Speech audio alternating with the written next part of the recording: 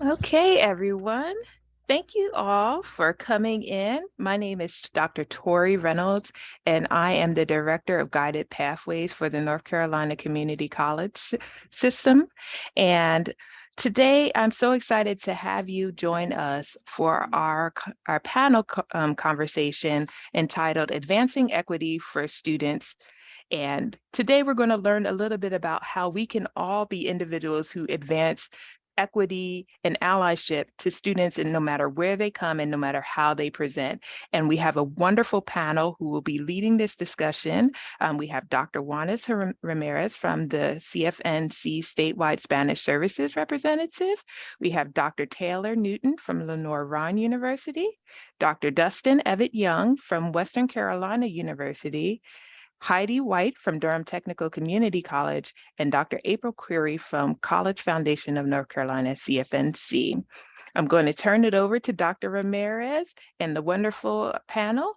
And as you know, we're recording, and this later will be posted to our YouTube channel, which I will place in the chat so that if you have colleagues who weren't able to make it today, you're able to refer them out so that they can also become allies. Thank you so much. And Dr. Ramirez, you have the floor. Thank you very much. Welcome, everybody. Buenos dias. Good morning. It's so exciting to be here with you all, sharing this important space and time to think about a topic that is really, really important to us. My name is Juanes Ramirez. I represent CFNC en Español. I have been in this role for about a little bit less than 3 years. And since I started, we started collaborating with the North Carolina Student Success Center, thinking about topics that would be important for our community to be represented. And so for the last a little bit less than 3 years, we have done that. We have done that in a series of workshops.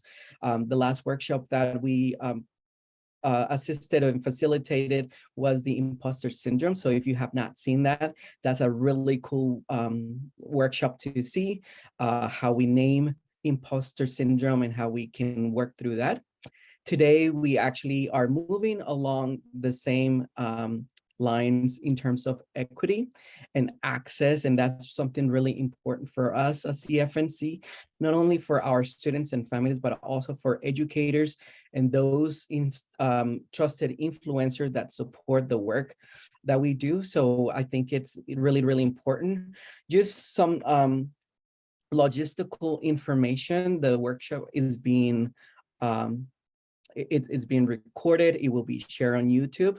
You also have the opportunity to use the chat feature. So for all of those that are in this space together, we can use that. For those individuals that are not in this space right now, you can use the comments on the YouTube channel. And really, we started this workshop with a quote from someone who says, "I am not a marginalized community. I have just been underrepresented and excluded." And I think that this really gave us the opportunity to start thinking about this topic.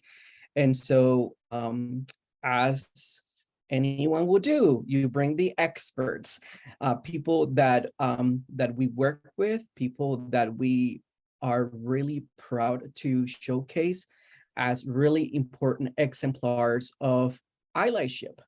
So they are very different, and because they are very different and they come to you with so many good experiences, I am going to ask them a series of questions. You also are welcome to ask questions. And that's how we're going to get the workshop started. So panelists, if we can start with your name, your title, and anything that will connect you with the audience, and maybe something for fun. We can start with, let's see, Dr. April Query, since you joined us first. Would you like to start? Sure. I'm April Query. I'm the Assistant Vice President of College Access and Community Outreach at College Foundation, North Carolina. So I get to work with Juanes. I don't have a whole lot of fun things to share. I have two children, aged 2 and 5. My 5-year-old just started kindergarten, and he starts year 3 of soccer tonight. That's about all.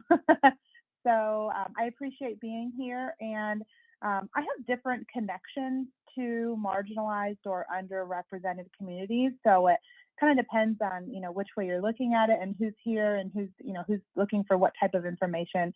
I have a strong connection with American Indian population and community with research that I've done, specifically as it ties to financial aid and how they come to learn about and pay for post-secondary education. I also have ties to students who are in post-secondary school who are unaccompanied or homeless. So I have some ties to that also. So I have a few different things to think about as we talk this morning. So thank you. Thank you very much. The same question goes to Dr. Dustin. Hey, everybody. Good morning. Dustin Evett Young, he, him, his pronouns. Coming to you from Western Carolina University. So my background, I'm just joining faculty here at Western. This is my first full academic year jumping into full-time faculty. Previously, I was working in student affairs for about the last 12 years and have worked at a couple of different institutions, primarily in student engagement and leadership programs and helping to really get off the ground to launch some new DEI initiatives at the different institutions that I've worked at. So my background, is primarily my research interest in my doctoral degree, and even my research interest now is focused around critical perspectives of leadership. My role here at Western is an assistant professor of higher education, so teaching in the higher education student affairs program, but also serving as the program director for the undergraduate leadership minor. And so my background, kind of entry point into leadership, is this notion that the common thread of leadership and the common thread that has to be throughout is DEI work and equity and inclusion, and specifically looking at critical whiteness studies. So my research and personal and professional interests really focus on understanding and unpacking privileges of white people and white leaders within higher education, and how can we look at that and deconstruct and dismantle systems of whiteness within higher education. So my background, again, I mentioned this in the chat. I just came back to Western North Carolina, working up in Cleveland, Ohio. My husband and I moved up there a couple of years ago for him to get his doctorate. He's a vocal performance major, so he went to Cleveland Institute of Music up there. So I was working at Oberlin College in the career development office while I was up there in Cleveland. But yes, it feels good to be back in the South. I'm from South Carolina originally, so happy to be back in the mountains. Welcome back. Welcome back. We're excited to have you back. If we can move into the next panelist, Heidi White. Hello, everyone. My name is Heidi White. I'm the Director of International Student Services and Study Abroad here at Durham Tech. I've been at Durham Tech for about 10 years, and in fact was hired right after President Obama signed his executive order for DACA. And so the whole job kind of changed slightly. And it was, an exciting time to see how that was all going to play out. And we're still waiting, I guess, to see what the future is for that. I have worked in international education at a lot of different institutions in North Carolina, working with both international students, international admissions, and study abroad. And most of my time, of course, is working with different students of very different statuses in the United States, non-US citizens, and trying to advocate for them and support them with the many various types of challenges and opportunities that they have. And that can vary tremendously depending on the status of the student, their history, their opportunities, and sometimes among family members. Sometimes I'm meeting with siblings and they can be of different statuses and have different opportunities. So I try to advocate for them and try to help them understand what the different policies are and how the policies might be different at community colleges from institutions, and how they also might be different in different states. So try to help them find access points to reach their goals. As far as fun things, I guess, when I am not working at Durham Tech currently, I am usually in the community teaching dance or fitness. So I teach lots and lots of Zumba classes and love to share dances from around the world. That is so exciting. Heidi, I didn't know that about yourself, and that's why we're here to have this conversation to learn about each other. So thank you very much. Dr. Newton, hello, welcome. Thank you. I'm Taylor Newton. I'm Associate Professor of Psychology at Lenore Ryan University. My research interests are at the intersection of health and religion and moral behavior, but I have this kind of side passion for community engagement and community education, and have been working on developing partnerships between my university and not-for-profits in my community to kind of do good things, do outreach that benefits both the students and the community. Awesome. So as I told you, we have a panel, a luxury panel, and you can see how their experiences are so different. So we're hoping that you are able to connect with some of those lived experiences. And if you're not able to connect, that it's okay. That it's okay. That is not a requirement. You are entitled to your own experiences, and we value them and we welcome them. So please share them in the chat as well. So the first question, and I guess we'll start backwards in the order that we first started. We go backwards, starting with Dr. Taylor, Heidi, Destin, and then Dr. Creary. Can we define being an ally, or in your terms, what is an ally for you? Yeah, it's a good question. I think one way to think about it is sharing the burden. So someone who's willing to share the burden. And for me, I'm an educator, so that means sharing the educational burden. So having representatives of different communities not always having to explain themselves or their experiences, because that's additional work. So one of the ways in which I attempt to be an ally is to share the burden of telling other people's stories.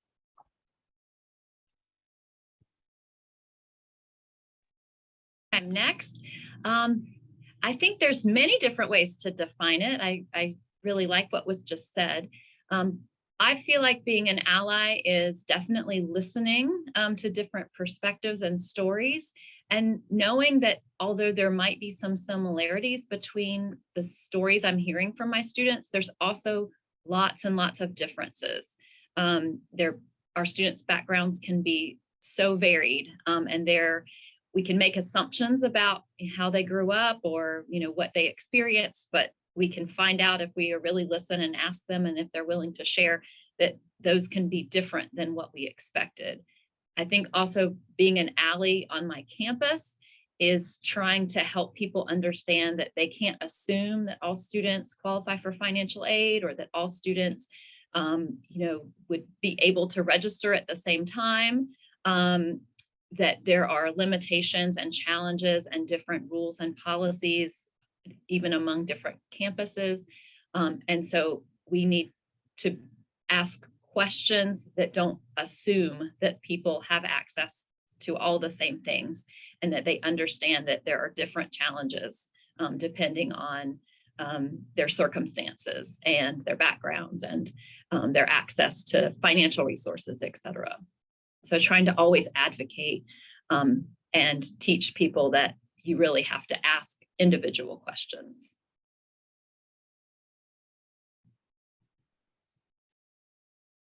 Yeah, I think for me, I think of allyship as similar to the ways I think of inclusion, and that I think of it as an active, ongoing, and intentional process, right? In order to be an ally, you have to constantly reflect on your own identities and your own positionalities and how you engage with others. So I think in order to be an ally, you have to be critically self-aware of how your own identities, motivations, values, how they show up in the world around you, and how in ways our privileges or minoritized identities shape our interactions with students, faculty members, staff members.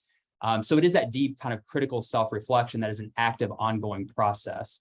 I think part of also being an ally means knowing when to shut up and when to step back, and when it's about amplifying the voices of minoritized folks, and knowing that we are not meant to, in a positions of privilege, that it's not for us to stand in the spotlight, and to be the forefront or to be the public figure of movements, of activities that take place in order to change systems and structures. So I think about allyship is really that notion that it has to be active, it has to be an ongoing reflective process. And I think the other part of that is it also involves being in authentic relationships with people who are different than ourselves, right? To be an authentic relationship and community with minoritized individuals, so that it doesn't feel abstract. I think oftentimes in higher education, post-secondary education, allyship or DEI work can feel really abstract or feeling numbers-based and things. But then when you actually have the human connection and you listen to people's stories, that's really where you reshape and reframe your own perspective of what it means to be in a position of privilege and power in different ways. So active, ongoing, and intentional process. Yep. And I would kind of ditto what everyone has said here, and add on to that. So listening to the stories, I mean, everything, kind of the way I see things is our whole lives are based around stories that we've heard about ourselves, about our family, about others, and your community and your country and different countries. So everything kind of comes back to stories. And for me, kind of thinking about what everyone has said and then moving on to taking action where we can. So educating others, and offering programming to, I just use that word programming, but offering programming of any type to educate others. Could be big things that we are putting on across the state to make sure that we are being an ally to different communities and educating others. And it could also be something as small as just having a conversation with someone at the bar sitting next to you, and providing education of lived experiences, your own lived experiences, or firsthand stories you've heard from others about their lived experiences. And what Dustin said with making sure that we're listening, and re-educating ourselves, because just because we heard stories and we've been part of communities 5 or 6 years ago doesn't mean that we have any idea what's happening today. So making sure that we are constantly listening and being authentic as ourselves also, because listening to those stories, we have to have those human connections, and making sure that we're taking that information in, thinking about it, how it relates to us, and and then making sure that we're providing that information back out in any way that we can. So I would say being an ally involves listening to stories, reflecting on our own experiences, and then taking action, whether that's big or small. Thank you so much. I told you guys this was a yummy panel. So we are moving to the next question, where we are going to be connecting some of the things that our colleagues mentioned to their own personal and professional experiences working with those communities. So if we'll start from the middle somehow, let's see if we start. Let's start with, who was in the middle? I don't know. I lost my middle person, but we'll start with someone if we can connect your personal and professional experience with the work, and provide some examples. Let's start with Heidi White. Knew you were going to choose me first.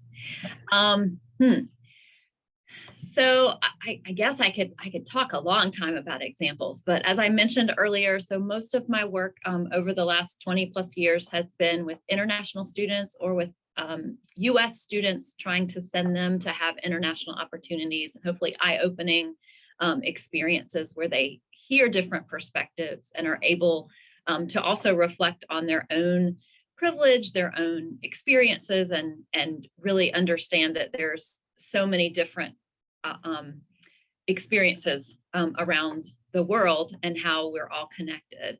I think a lot of examples I mentioned already, I deal with a lot of different students who have different statuses in the United States. And so they have different opportunities and challenges just with access to higher education or being able to fund their higher education or even having access to travel, to study in another country or to stay in another country or to be able to visit another country and return. So in my current position, I have to bridge the gap between regulatory because I have some responsibility, especially for my international students, in reporting certain things to the government and also supporting the students and understanding that they're individuals and trying to support them in any way that they can, knowing their individual backgrounds and complications and things that they may struggle with because they don't have American citizenship or permanent residency here. So I'm often hearing, very, very difficult stories and struggles that students are dealing with because of the lack of documentation or the lack of access or all of the rules that they have to follow. That many of our, American students aren't necessarily having to have those struggles and don't understand those struggles. So I think that can really impact me. It can, make some days are very difficult. But it's also, of course, eye-opening to be able to try to be an ally and support those students.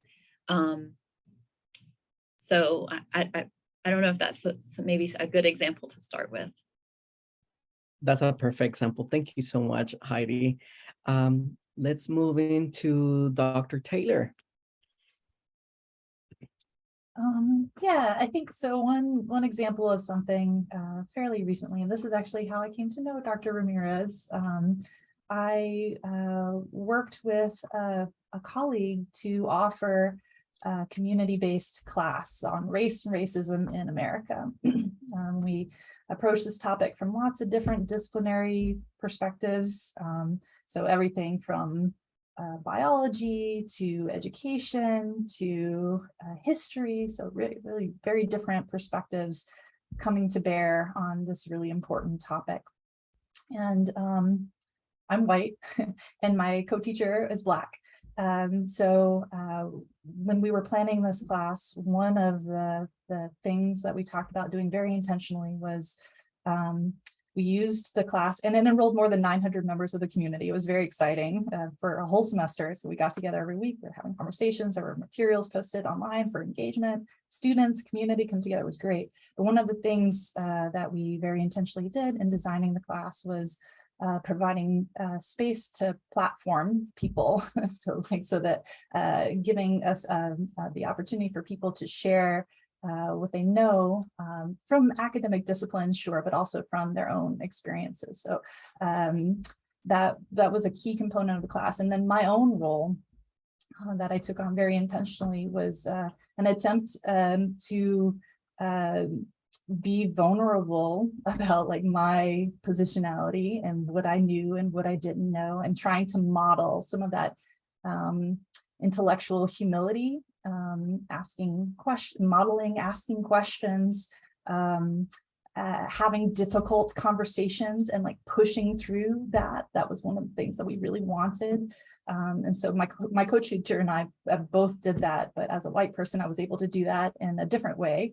That was based on conversations that we're still having. We still have these long email conversations with members of our community about different aspects of the class.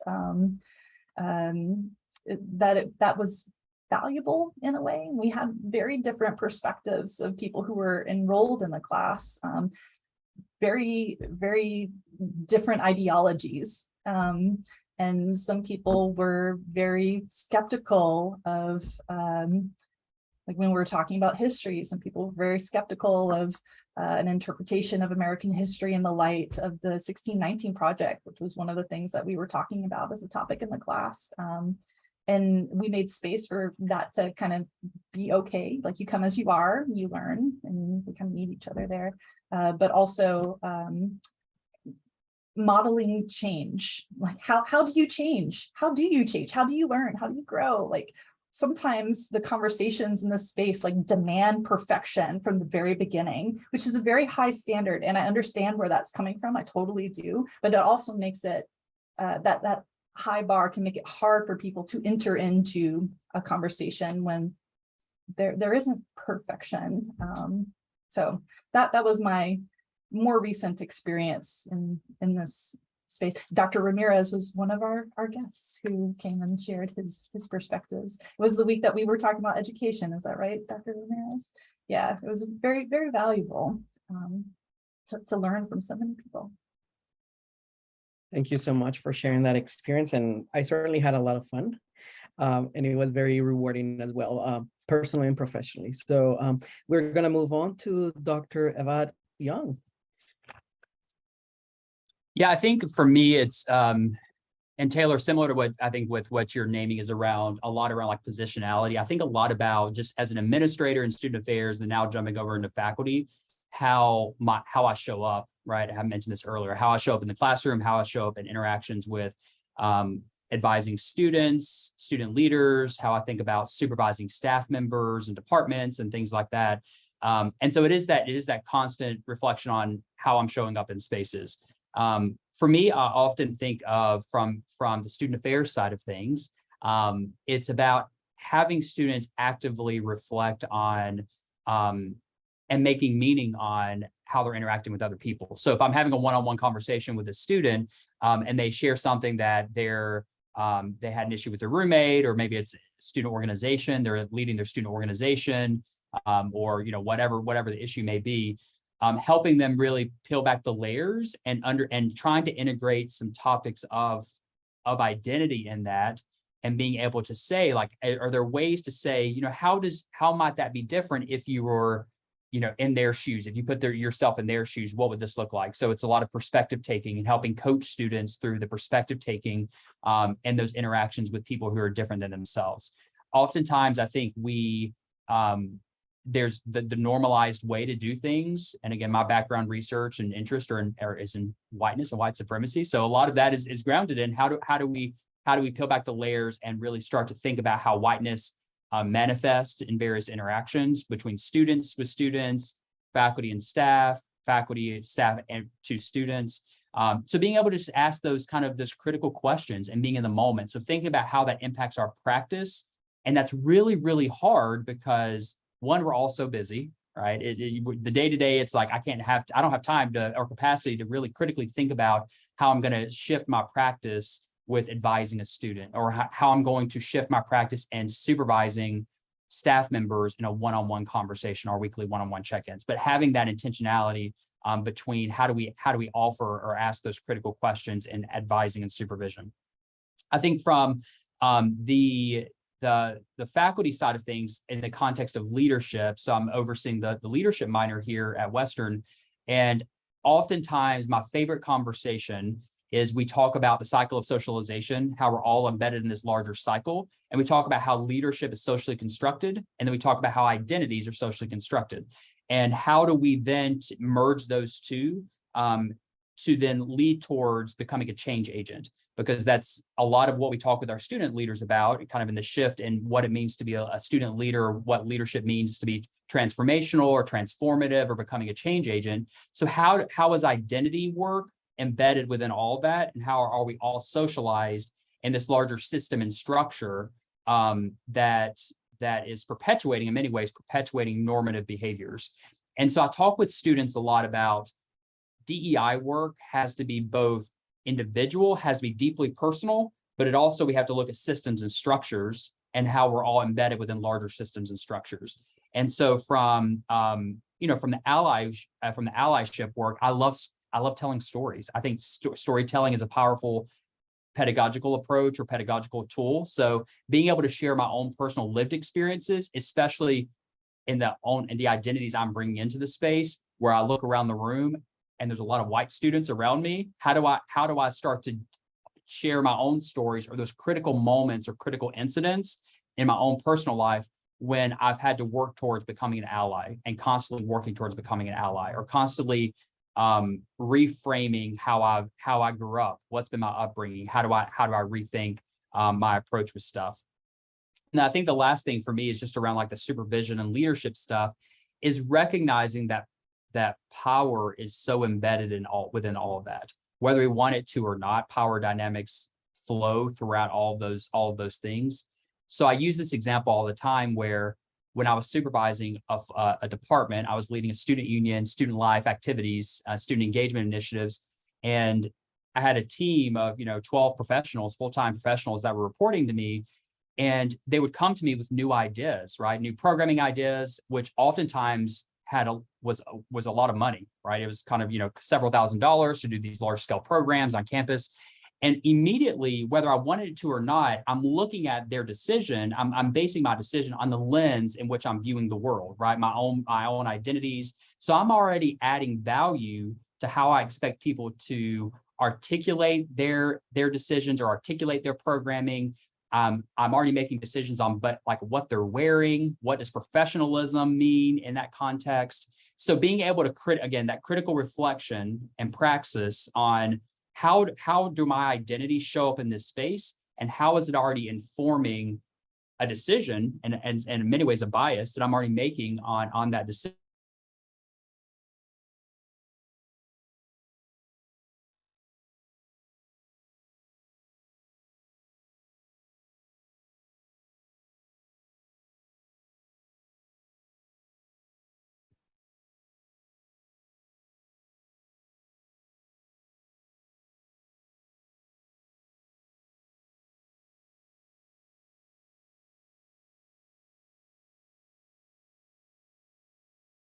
Either folks are, there we go. Okay.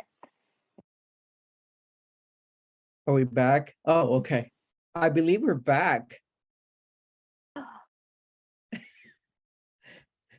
Dustin, I think we lost you while you were engaging us in your examples. The last thing I heard was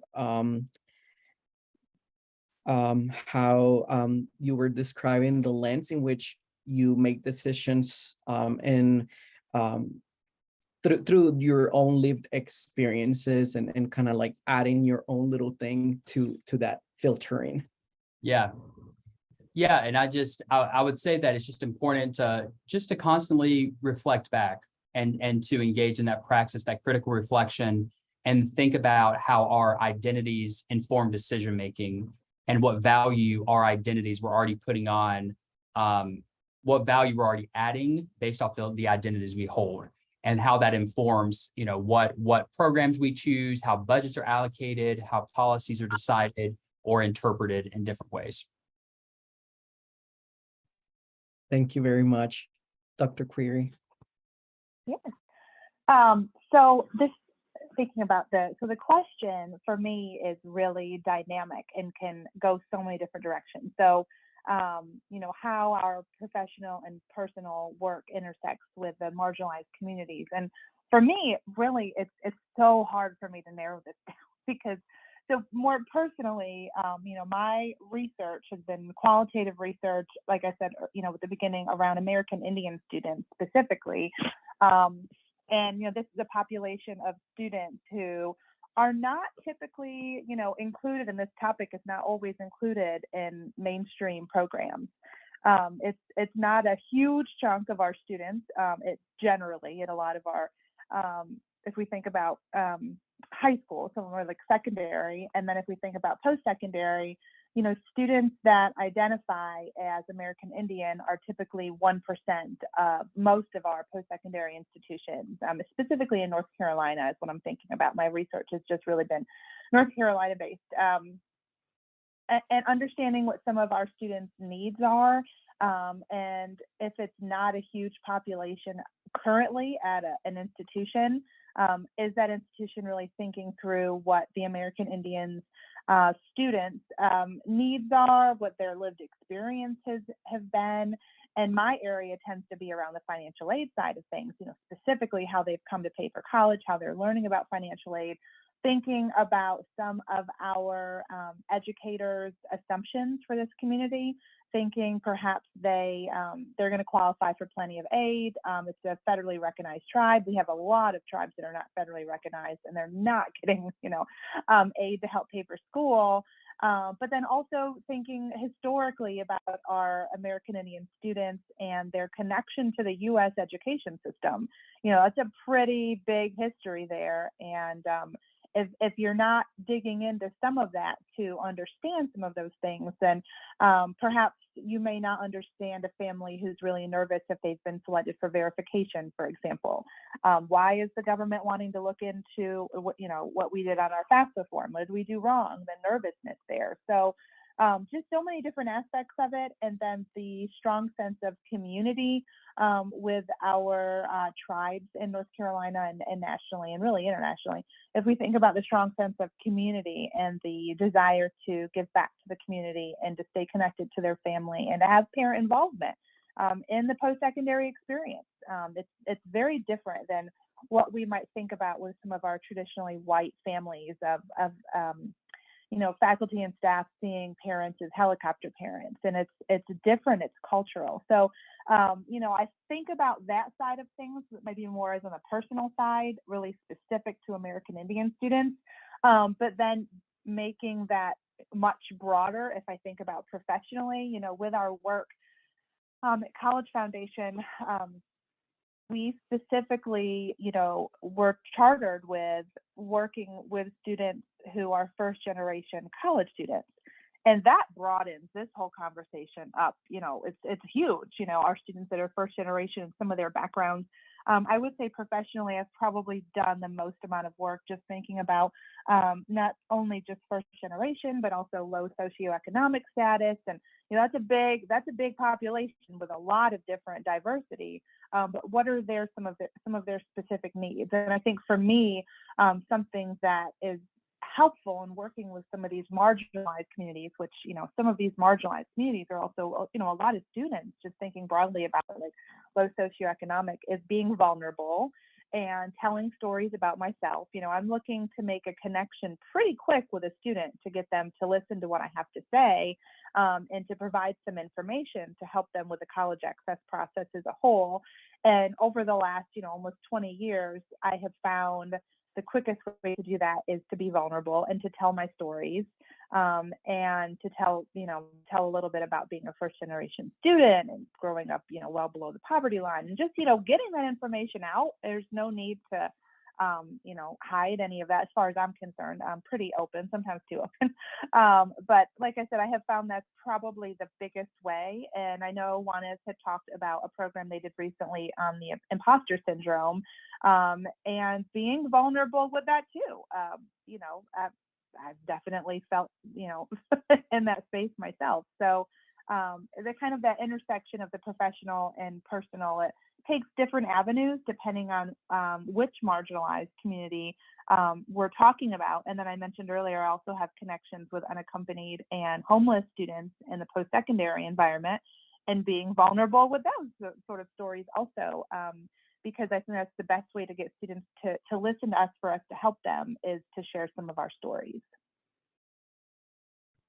Woo. Thank you so much. I told you guys so many yummy stuff. There were a lot of different concepts that came out of your examples and in the conversation. You guys mentioned showing up, not only being in this space, but also how you show up.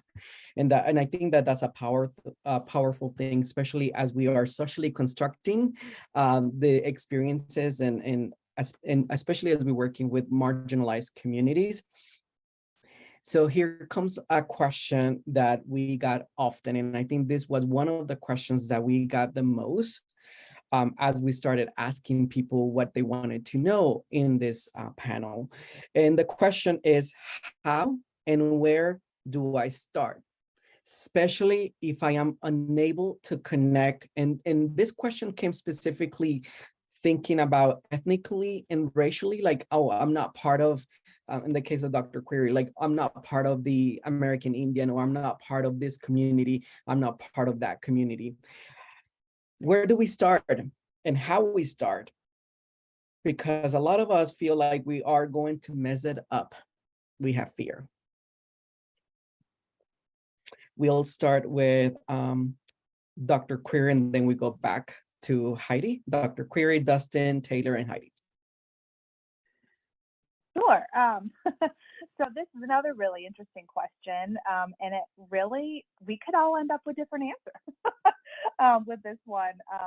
My first thought is to say, for folks that are thinking, you know, where do I connect if I don't know, you know, maybe I think, oh, well, that sounds interesting to help with this group, but I don't have a background in working with this specific ethnicity or group of students. And I think that two things jump to mind. One is intentionality.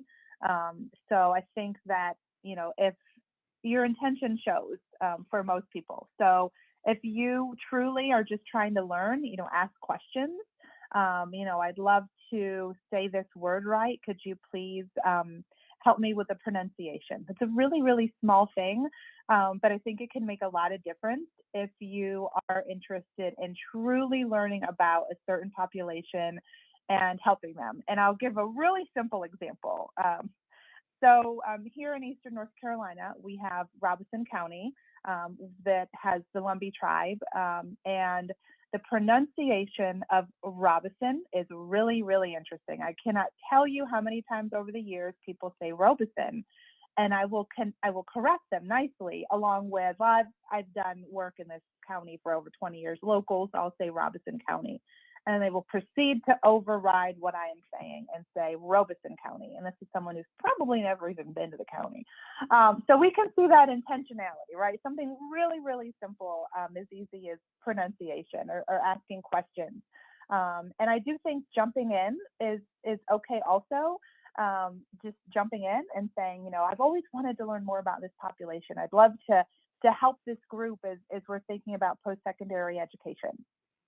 So another example of that, I know this isn't ethnicity based, but I'm thinking again, someone who's on here, one of our regional reps, Devin, and I have just jumped into trying to help unaccompanied and homeless populations on college campuses. And you're going to have a good number of folks who want to help this population that perhaps have never actually experienced it. And the only way you're going to understand is to ask questions and do some research to just get a real baseline knowledge. I think that if there's someone who wants to jump in, you don't have to write a dissertation on, you know, said topic. Doing a little bit of research, perhaps peer-reviewed research, just to make sure you're looking at some good resources, asking questions, getting involved with the community a little bit, understanding some current trends and topics, some real basic stuff I think can help in listening. So if someone tells you the right way to pronounce something and you can't get it right because, you know, I just can't roll it off my tongue good, you know, that happens to me. But something as simple as, you know, making sure that you're listening and taking in key points, I think can be simple ways to jump in and help. Dr. Taylor Newton. You know, something Dustin talked about before, or those authentic relationships. And so it's the authentic part that's maybe a little tricky, because if you don't have, you said that someone asked if I'm not able to connect, and so if I don't have some kind of a natural relationship with the community that I want to learn more about or to become more familiar with, because you definitely, I don't know, and seeking out relationship, you don't want to be like a tourist in someone else's culture. But on the other hand, there are spaces in which kind of a little bit of tourism is welcome. So like restaurants are like a really fantastic place for people from lots of different backgrounds to come together and to share a kind of cultural experience. And so like that's a place where you're invited. So not barging in, but you're invited to come and share and learn.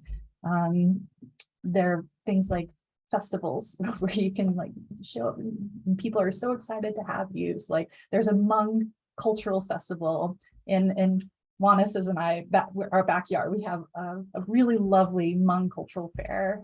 Yearly, it's on Thanksgiving. If you ever want to come, it's in Newton, North Carolina. So looking for opportunities like that are good to like engage. And if you kind of start out as a little bit of a tourist, it gives you at least an opportunity to begin to establish those authentic relationships, because you can't form a relationship unless you share space. So the trick is finding the spaces where you can begin to form those authentic relationships if you don't naturally already have them for whatever reason. Another way to do it is to work with organizations that are serving different populations or are just enmeshed within groups that you want to form connections with, and that's another thing where you're going to be welcomed. If you're coming at it from a sincere kind of a place, then people are going to want to welcome you with open arms, even if it's awkward, even if you say the wrong thing, even if all manner of things can happen. But with good faith assumptions on both parts, I think that it is possible to form relationships where they don't naturally occur, and that it's important to try to like seek out those opportunities to kind of bring us together more into a common understanding of humanity.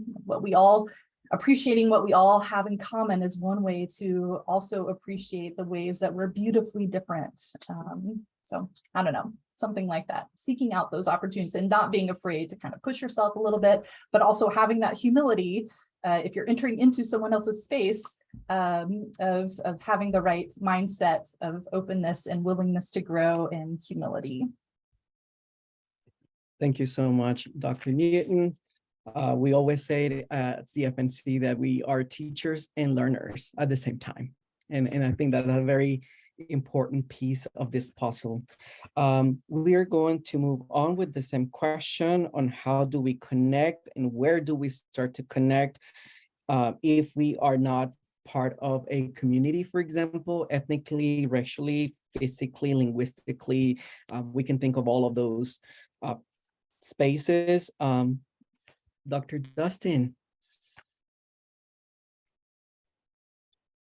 Yeah, I think for, I guess the first thing I always like to start, I think about this for myself is that I make mistakes all the time, and we're all going to make mistakes. I mean, I think that's the part of the work and owning that. And I think that the first part of engaging with people who are from different racial backgrounds, racial identities, cultural, ethnic backgrounds, is to do our own work first. And we know that as educators, right? We have to understand ourselves. So rather than expecting other people to educate us, we have to then educate ourselves on what does it mean to be a white person and how do I show up in spaces?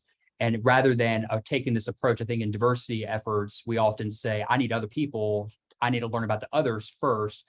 And then it kind of takes us, it's an easy way out for us to have to learn about our own whiteness and critically reflect on our own white racial identity. And so I think if we own that first, I think it situates us in a it gives us a baseline understanding or entry point to engage in a more authentic way with folks who are different than us. Other thing I would just add to what the other panelists were sharing is that to not dismiss those informal interactions. Right. I think often on a college campus that I love like going through the student union, like engaging with students.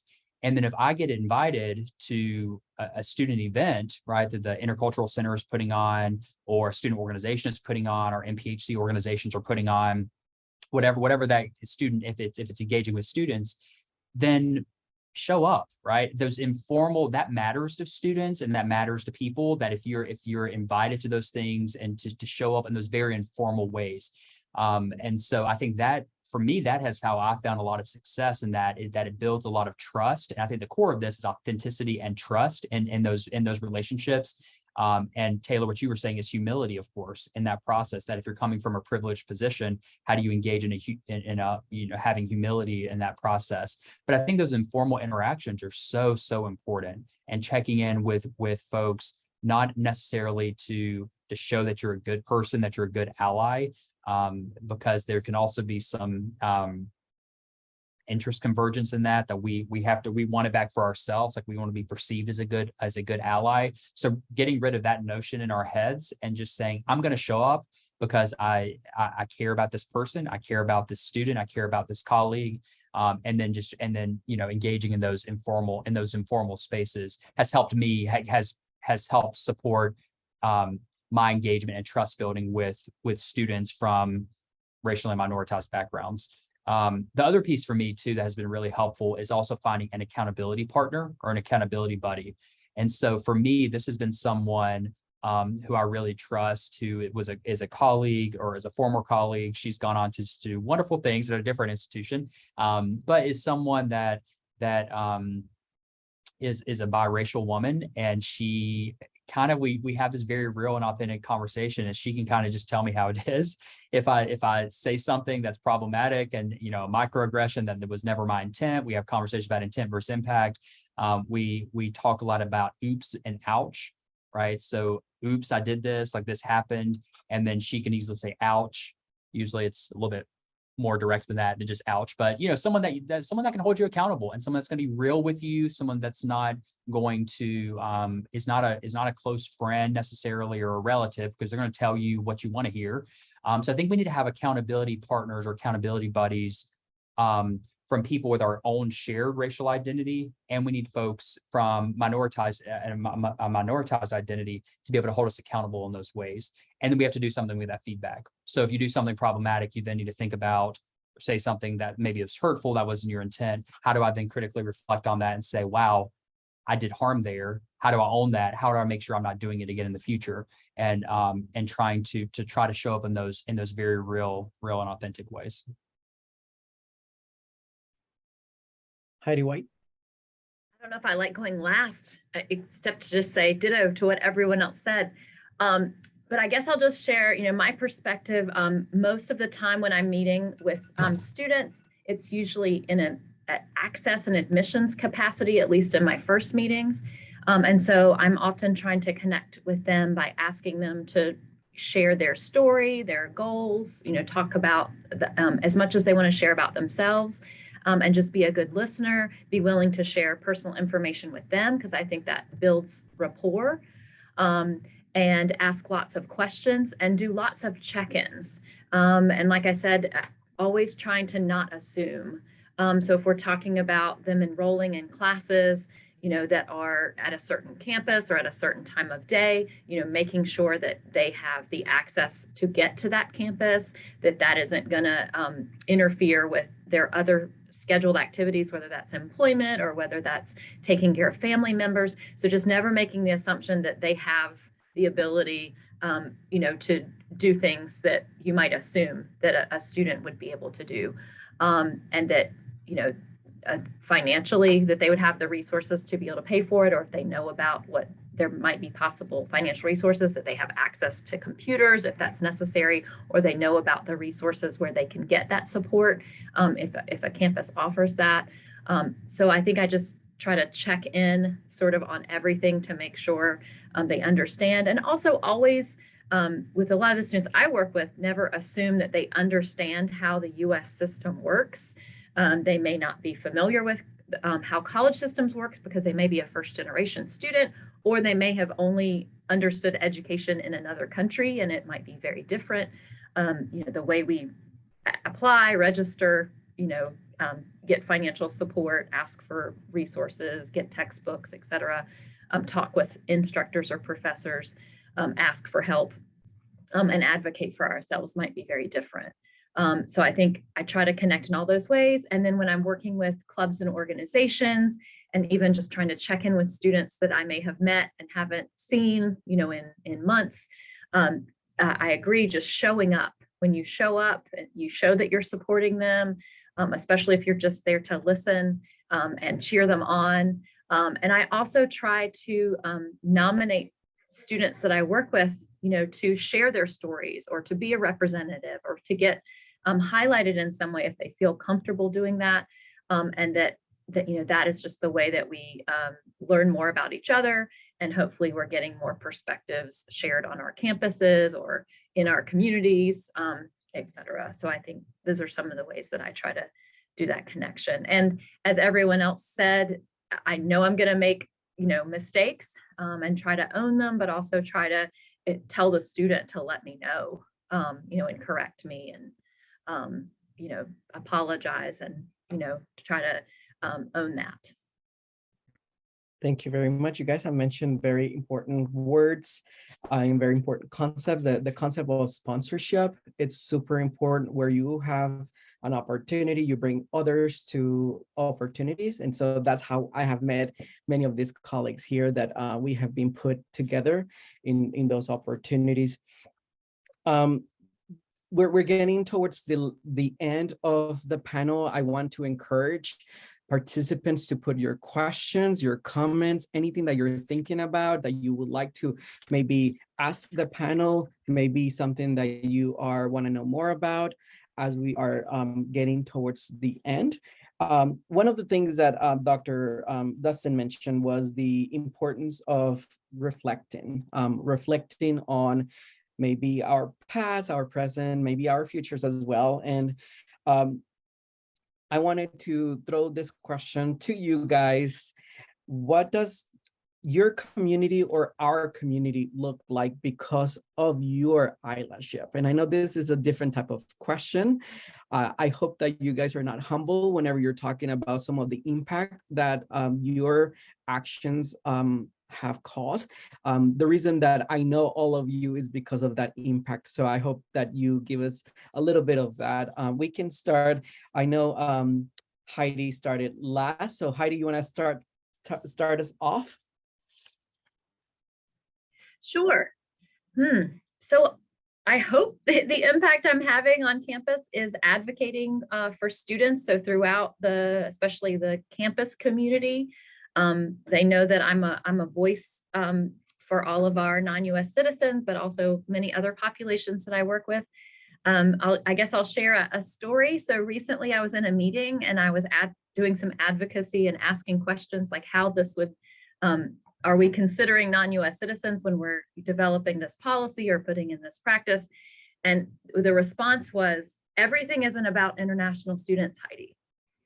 And I said, well, that's true, but it's my job to continually advocate for them because they're continually not thought about. And I hope that all the other departments that represent different types of students are also doing that advocacy work. And I hope we advocate for each other, but I'm going to continually keep saying, don't forget about the non-US citizens. Don't forget about the students who don't have social security numbers. Don't forget about, because they are part of our population. And I want to make sure their voices are always considered and always heard. And we don't continue to do practices where we aren't thinking about that population of students, as well as all of our other marginalized students. So I think the person who said that meant it in a negative way, but I tried to take it in a positive way, that you're never going to not hear my voice advocating for those students, because that's my job. But also, none of those students are here to advocate for themselves. So we have to advocate for them and continue to advocate for them. Even when people get tired of hearing about a specific population or a specific group, we want them to, hopefully, eventually, they will just be thinking about them. So they won't have to hear about them. So I think that's one way that hopefully I'm advocating. I also hope the word is getting out where, in our community, we are friendly to different types of students. And so hopefully the students are sharing that information with other students and family members and et cetera. And so they're, coming to our community because they have heard such good stories and access and friendliness. So, and hopefully that's spreading from campus to campus across the state and across the nation. Thank you very much, Heidi. Dr. Query? Yes. So I think one of the things that Heidi said was just representing voices, and I'll add stories to that because I like to add the word stories to a lot because I feel like that's everything, is advocating and representing the stories that we have heard. And I really like what Heidi said about making sure that we're mentioning certain populations and not caring if somebody else gets tired of hearing it, which part of that maybe comes with age. I just don't care when anyone thinks anymore. But talking about certain populations, making sure they're brought up over and over again, and even while others may think, "Gosh, we're hearing about that again." Doesn't matter if we're thinking about a certain topic, and I want to make sure that we're including it and talking about it. I know what I'm going to call Heidi for. She has a lot of knowledge and information, and she's going to be the best for a certain topic, to make sure that she's bringing that and trying to remember, make yourself kind of known for a certain topic so that folks know that you're going to bring some information about whatever that is. So representing groups, hopefully, and their stories, and advocating for them. And another thing that I'll offer, that I hope is what I'm for, that might be a little different from what everyone else might say, is the idea of leading by example. That's pretty broad. And I think about that with just college access as a whole. So if I'm in a classroom working with students, secondary, or just kind of thinking about high school seniors, or maybe young post-secondary students, is offering my story of here's my experiences, here are my lived experiences, and here's where I am, all odds perhaps against you, and so leading by example in that manner, leading by example maybe in my home. And then also, with work, I have an excellent team of folks, and trying to make sure that you're showing that the work that needs to be done in relation to marginalized communities, to relation to students that are first gen, low socioeconomic status, homeless students, that you're willing to jump in and do work advocating for those students and listening to stories, and leading in that sort of direction also. So, that's my side of it, I guess. Thank you very much. And maybe something that people may not realize is that CFNC en Español, we work under the leadership of Dr. Query. So she has given us that great platform as our boss lady, I usually say. And then I wanted to also publicly say to Heidi that some of the ideas that she had, or some of the questions that she has led, in relationship to working with not U.S. students, have actually trickled out of Durham Tech Community College, and have trickled throughout the system, that they notice, and maybe we need to ask those sort of questions. So I'm actually really excited about that as well. We are going to move on with the same question, Dr. Destin. I think of this in the concept of belonging, belongingness. We talk a lot in higher ed, post-secondary ed, about helping students find their place and sense of belonging and connection. I think, for me, it's how do I, as an administrator, as a faculty member, how do I remove barriers to access?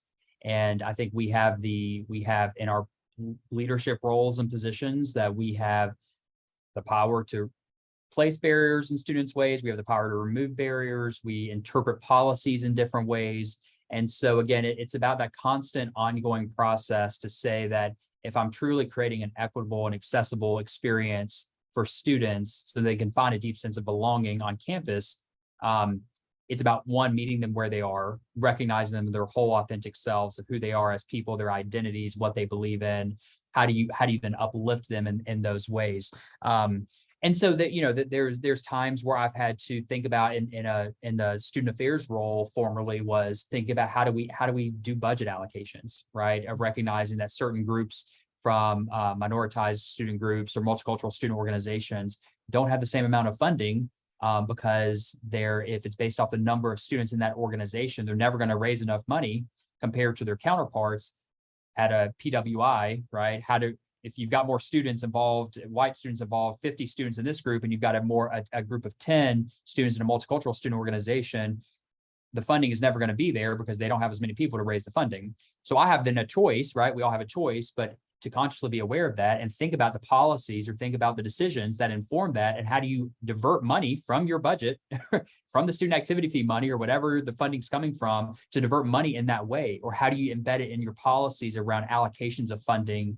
There are times when I was working at App State that we would rethink how we were allocating student activity fee money to student organizations. And we were intentionally embedded works to say, if you're doing work related to DEI, that you were eligible for more funding, or if you were collaborating with a multicultural organization to uplift multicultural organizations on campus. We all have responsibilities in that. And I think fiscal responsibilities is an important piece. I also think about assessment and data very practically. And, when we're in meetings, committee meetings, we're doing annual reports, or, you're reporting back to your vice president, vice chancellor, whoever, it's important to always disaggregate the data and to actually really zoom in on how different students, minoritized students, are experiencing the college campus and the campus climate. So are we kind of just holistically reporting data to say this is how all students feel, or are we actually disaggregating the data, segmenting it out to where we say, how are our Black students on campus feeling this? How are just our BIPOC students feeling about this issue? How are they feeling about student success?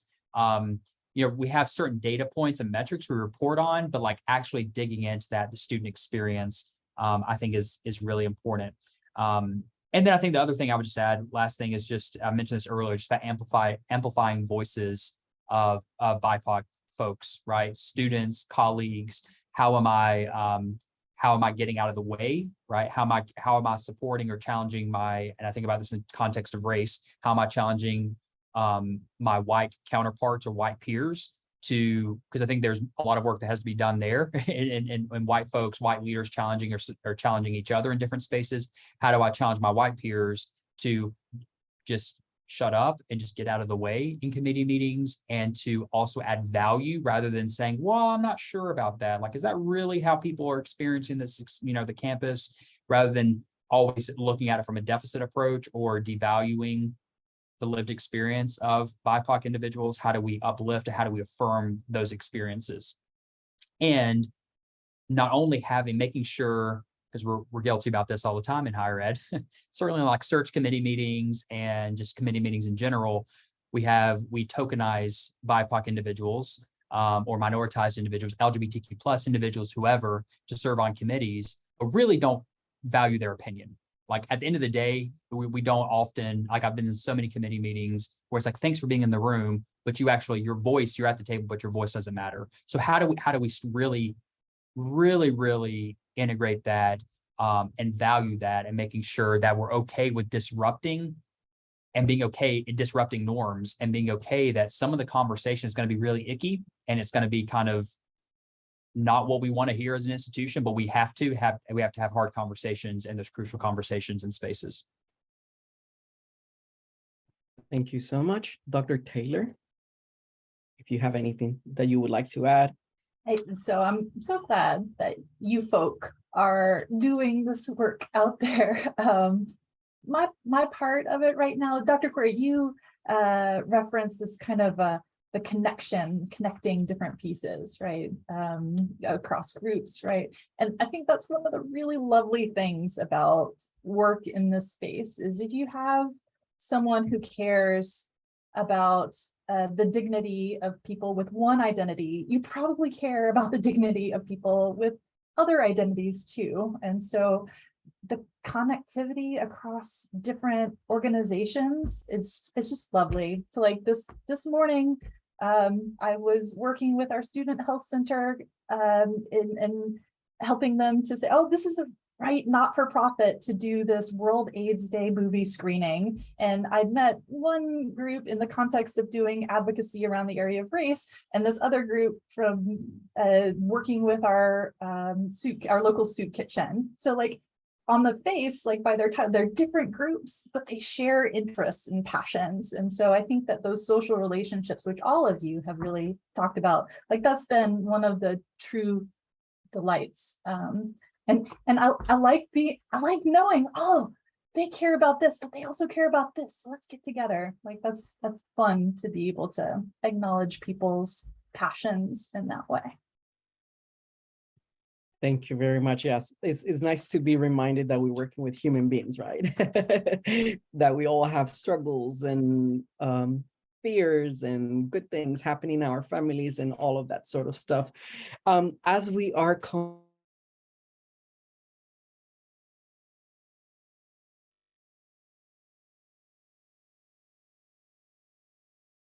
challenges too, that's important.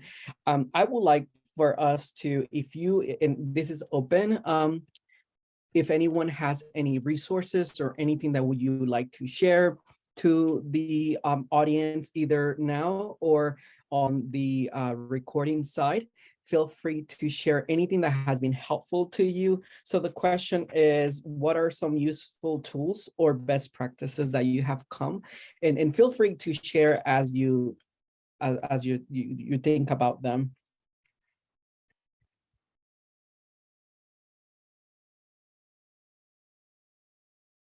Maybe I need to pick someone. Vanessa, I'm just gonna put some stuff in the chat, just some books and some just different things that have been helpful in my own framing of stuff. Thank you so much. Could you tell us about like what are some of the things that you're thinking about? Yeah. So it's so two books in particular around, I mean, and I know this is becoming popular, D'Angelo's book around why fragility. She also came out with a new book this year on nice racism, which I'm in the process of reading now, and I is really getting at notions of white progressives, and that white progressives is good white people and engaging in anti-racism, thinking that we've arrived to some magical destination. So the books, I think it's really has been really cool for me to think about. Another book is it's called I'm Still Here, Black Dignity in a World Made for Whiteness. Austin Channing Brown is really meaningful. It's a memoir about her experience as a Black woman and growing up. And she talks about growing up in Northeast Ohio and things like that. Another book, All Boys Aren't Blue. So really deconstructing gender norms by George M. Johnson. And then also for me, it's just been helpful doing some readings, some articles and readings around critical pedagogy and critical perspectives of leadership to inform my practice as an educator. So just anything related to critical pedagogy, Paulo Freire, and praxis and critical pedagogy of the oppressed, critical theory. And I was going to add, if also your dissertation is pretty cool. And he has an award-winning dissertation, so feel free to go and look for it on the Google world.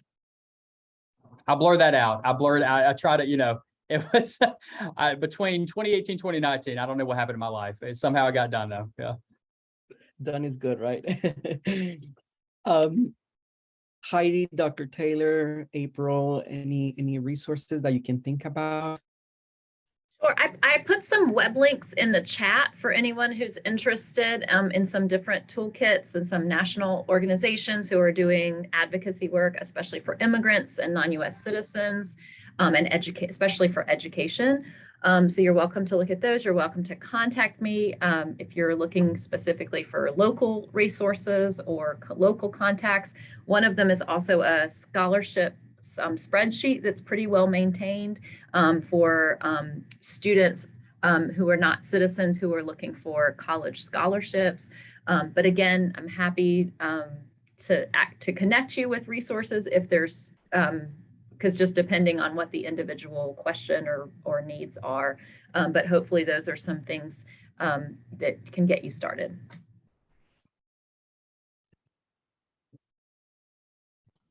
I put a link for that class on race and racism that I mentioned earlier that contains a lot of very good resources from 14 different college professors and 12 different community, or no, not 12, 17 different community guests, experts who came and offered their perspectives on from different disciplinary perspectives, and it's kind of organized by topic. So if you're interested at all, it's a nice place to start.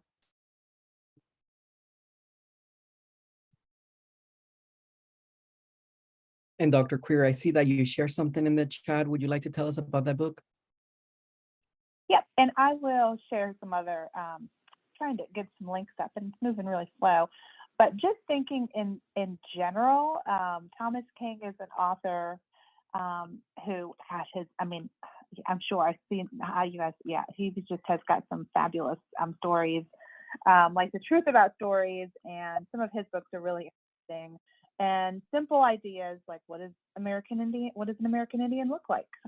What do they look like? Well, I mean, I can't. There's just so many times where people are it doesn't look like an American Indian. Well, are you thinking about Western movies? Is that what you're thinking about? From how many years ago? How are they portrayed in the media? So just kind of has a little bit of self-reflection in there, and also some comedic stories. He's got kind of a comedic side, so it's an entertaining read. And then I'm going to share some other links also. Unfortunately, if I think about my specific topic, American Indians and financial aid, there's not a whole lot. There's not a whole lot out there to give you. But I put some resources over, and I know I talked also about homeless unaccompanied youth. So we've got some resources with CFNC that I'll send over if I can ever get them to pull up. Thank you very much. One additional resource I would love to share with you guys: on cfnc.org, we have a website for educational professionals, and then we bring forward some of those topics that we have talked about, building authentic relationships as it relates to Latinx Hispanic students. We talked about financial aid and Hispanic students. We talk about a lot of different things that we have talked that can be moved to different populations, since sometimes we do share similar experiences, especially when it comes to access to post-secondary education. So this is the time where we ask you, the audience, if you have any comments, any questions, anything that you would like to ask. We can do a few ways. One way is to use the chat feature. The other way is to raise your hand, and then we can give you the access to speak. That way you have that opportunity as well. And I did not see any questions in the chat unless some of my colleagues saw it. I'm going to rely on their help. And then we also have some CFNC members here: Jackie Perez, CFNC en Español intern, Ms. Hernandez Lida, CFNC en Español state representative, Devin McCarthy James, 828 regional representative, and then we have some other friends here as well. I do see a question, raise hand. I'm gonna ask you to unmute, and you feel free to ask your question. Hey, let me put my hand down because I always forget. So my name is Shivy Williams. I work at Royan Cabarrus Community College, and not in my full-time role, but I sit as the co-chair of our Diversity and Inclusion Committee. So I was running a little late to this meeting because I was trying to help a student that did not show up, but that's okay. But I just want to thank everyone for the information that you did share. Because I'm always looking for information to share. We send out a weekly email to faculty, so I'm always looking to collect anything that's diversity and inclusion, and especially like, at least for myself, like, I don't know a lot of what other groups struggle with when it comes to D&I. So for example, when it comes to someone that is Native American, right? So I don't know that. I know what I know about my own, and sometimes I don't even know that either. So I just wanted to say thank you very much for that. In the chat, I'm going to post, and I think Flora left now, but this is our third year having a diversity and inclusion conference. I would love for some of y'all to speak at the conference, especially when it relates to students. And although our conference is education based because it's from our college, but it is really open to the public and to any area. So I always think that anything that education, as far as D&I, that we're fighting for, that happens in other areas as well, right? If it's healthcare or wherever it may be, people experience the same types of issues, although ours may be more specific to students, but would love to invite anyone that would be interested in doing a presentation to submit a proposal. So I'll just add that information to the chat. But again, thank y'all for the conversation and sharing really, like, I guess, some of your expertise. I know some of you are like, well, I'm not really an expert, but I really do appreciate, because I'm always learning something. I think that's the thing about DEI. It doesn't matter what your race is. It doesn't matter your gender. It doesn't matter anything. Like, there's always something to learn, because you're learning about others and not just about what happens to yourself. So thank you, Ms. Williams. We appreciate that comment, and we love to amplify whatever you're doing, and thank you for sharing that in this space. We have another question. I'm going to ask to unmute. Hi, good morning, everyone. Juana Hernandez Lira here. I just want to say thank you to all the panelists for sharing your knowledge and your experiences. But something that Dr. Evett Young said just really stayed with me, and that was that recognizing that our identities inform our decisions. And so how can we make sure that those that are making decisions are getting this information, but also, like, how are we identifying those allies that are the decision makers, and how are we giving them, how are we connecting with them to make sure that they're making decisions to benefit all students?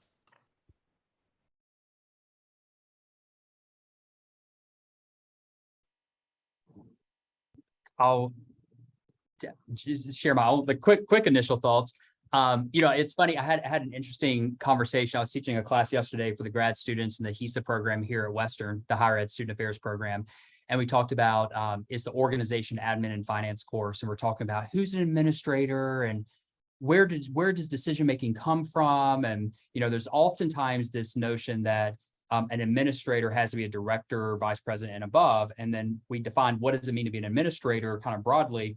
And it's recognizing that we're all part of this larger system and structure, and that whether you're a coordinator level position, you're an assistant director, you're a director, you're a VP, we all can inform decision-making in our individual ways. I think where we start to see, and organizationally or at institutions, where we start to see a shift is where we start to build some coalitions. And, so it's coalition building, or building up some having conversations to say, hey, I'm like on my individual level, I'm seeing this happen in real time, right? If you've got this lens, it's that critical lens, that critical theoretical lens that we all have, whether it's critical race or whatever we're using. But if we're using our lens to say, how is this decision equitable for all students, or is it not equitable? And then recognizing that in our own role within our institution, and then, trying to start to connect the dots. If you're starting to see patterns and to say, like, hey, this impacted students in a very real way, how do we start to work with it? It's this notion of working within the system. So being an insider, working within the system, or being an outsider, and all that, that's a whole different conversation. But how do you start to see patterns of behavior in that informed decision making? And then what can you then start to have influence to make that change? And so if it's happening to students and you're an administrator overseeing a budget or informing policy or whatever your role is, then we have some ownership to change that. If you're noticing that it's happening at the departmental level or the divisional level, I think it's then about how are you then pulling in allies? How are you finding people, quite frankly, who are like-minded, who have a critical lens and who have some, this is part of the politics of higher ed, right? That have social capital at your institution. How do you get those people who have social capital at your institution to say, hey, I'm seeing this in real time. How can we work towards dismantling this? Like, it seems like there's an inequity there. And so I think it's about being politically savvy, which is unfortunate because it's a shame it has to be like that, but recognizing who has social capital, who are those key, who maybe doesn't have a title or positional power, but is also key key folks who can help you move things forward in different ways. So I think it's about that coalition building. I think it's about recognizing, finding those partners who have like-minded, who can help shift that culture, and recognizing that takes time, right? That policy decisions are going to oftentimes take a year to a couple of years to actually see that benefit come full circle.